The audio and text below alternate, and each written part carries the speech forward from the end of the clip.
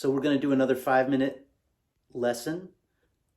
This one is on the E minor pentatonic. Well, it's actually just the E minor arpeggio, the E minor chord arpeggio in the second position, where your first finger is on the second fret, or just behind the second fret.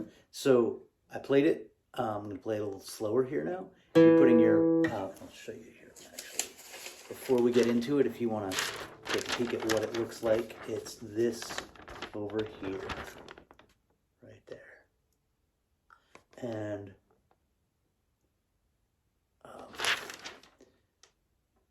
I know there's a lot of letters and numbers on there. Essentially, I'll tell you about that right here. So you go, your first finger is on the second fret of the D string, so that's your E. That's your root note of the chord, the tonic, or the 1.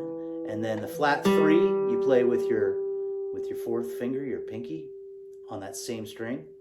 And then the 5, well, the flat 3, by the way, is a G note.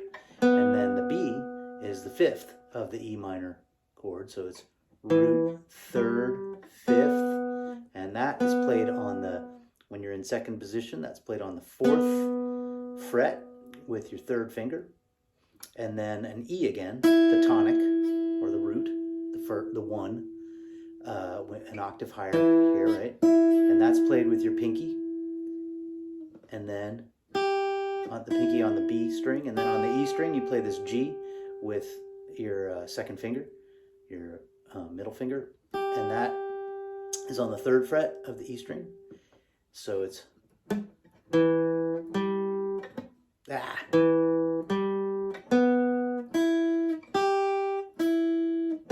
come back down, and then you're going to keep going down because there's a 5th down here, which is the B it's your first finger on the 2nd fret of the A string is a B, which is the 5th of the chord. And then the 3rd again, the flat 3rd, because it's a minor chord, it's a flat 3rd.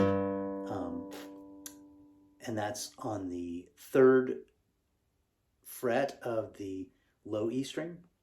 And then you come back up. So it sounds like this.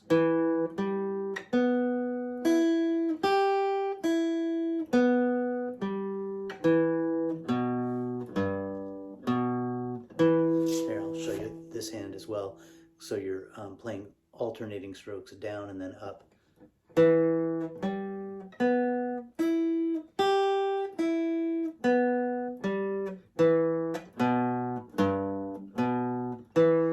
then the chord is your root, 5th, 3rd, so it's the notes that you were playing, but not all of them, because you can't play them all at the same time if they're both on the same string, right? So there's the root, which is on your, I'll show you this too. This is the chord, okay? And that's right there. See, I'm showing there. Yeah, so that one right there is in the second position, and you're using all 4 of your fingers. You're going, so root 5th. That right there is a power chord, but to get and that's power chord too. Power chord just means without the 3rd. But to make a true chord, with the 3rd, you add the 3rd. So it's those 4 notes. You play them all together. My guitar does not sound 100% in tune, but hey, it is what it is. Nobody's perfect. And then you can, for extra credit here, and it actually makes it easier because here you have to mute these 2 strings, right? You're not playing those 2 strings, which is, by the way, what these X's mean up here. There's an X on both the E and the A string.